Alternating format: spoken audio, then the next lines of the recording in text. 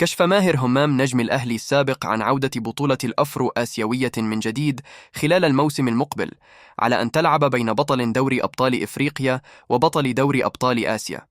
وكتب ماهر همام نجم الأهلي السابق عبر حسابه على فيسبوك: عودة البطولة الأفرو آسيوية مرة أخرى بعد غياب، بين بطل إفريقيا الأهلي وبطل آسيا العين الإماراتي. وستقام البطولة في يناير القادم بقطر، وسيحصل الفريق الفائز عليه جائزة مالية قدرها 3 مليون دولار، وتوج الأهلي بلقب دوري أبطال إفريقيا بالفوز على الترجي التونسي بهدف دون رد في المباراة النهائية، فيما توحى العين الإماراتي بلقب دوري أبطال آسيا بالفوز على يوكوهاما الياباني. وكانت بطولة الأفرو آسيوية قد لعبت 11 مرة من قبل خلال الفترة من 1966 إلى 1998، ولكنها توقفت بقرار من الفيفا بسبب بطولة كأس العالم للأندية. ويعد الزمالك هو أكثر فريق يتوج بلقب الأفرو آسيوية بلقبين، يليه كل من الأهلي ووفاق سطيف والوداد والرجاء من المغرب بلقب لكل فريق. وكان الأهلي فاز مؤخرا علي نظيره الاتحاد السكندري بهدف نظيف في المباراة التي جمعتهما في الجولة 26 من الدوري الممتاز علي ملعب برج العرب. موعد مباراة الأهلي القادمة، ويستعد النادي الأهلي لمواجهة فريق الداخلية في تمام 8 مساء يوم الجمعة المقبل على ملعب استاد القاهرة الدولي خلال اللقاء المؤجل من الجولة 12 من الدوري المصري الممتاز. ترتيب الأهلي والداخلية: ويحتل الأهلي المركز الثالث في جدول ترتيب دوري نايل برصيد 39 نقطة جمعها من 17 مباراة، بينما يتزيل الداخلية جدول الترتيب برصيد 15 نقطة من 25 لقاء. قرارات عاجلة من الخطيب تجاه مشجعتي الأهلي المتوفيتين.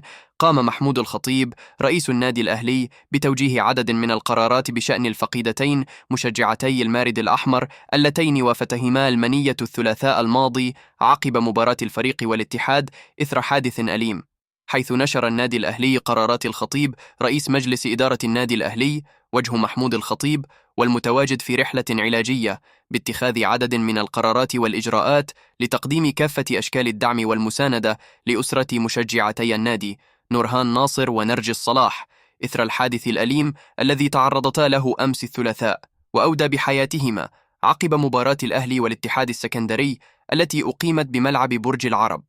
تكليف خالد مرتجي أمين الصندوق برئاسة وفد النادي الأهلي، والذي يضم عددا من أعضاء مجلس الإدارة وممثلين عن الإدارة التنفيذية والفريق الأول لكرة القدم، لتقديم واجب العزاء لأسرة الفقيدتين. إرسال خطاب عاجل لاتحاد الكرة للسماح بالوقوف دقيقة حدادا قبل انطلاق مباراة الأهلي القادمة مع الداخلية، مع ارتداء لاعبي الأهلي شارات سوداء بالمباراة المشار إليها والمقرر إقامتها الجمعة المقبل.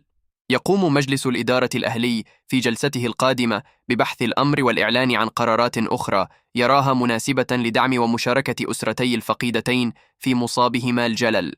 تكليف الإدارة التنفيذية بالتواجد مع أسرة الفقيدتين والمعاونة لحين الانتهاء من كافة الإجراءات الخاصة باستخراج تصاريح الدفن وتشييع جثمانيهما إلى مثواهما الأخير وتقديم واجب العزاء.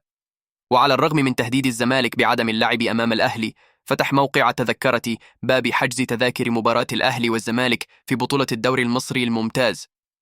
ويلعب الأهلي مع الزمالك مساء يوم الثلاثاء المقبل على استاد القاهرة الدولي ضمن مباريات الجولة 27 لبطولة الدوري المصري.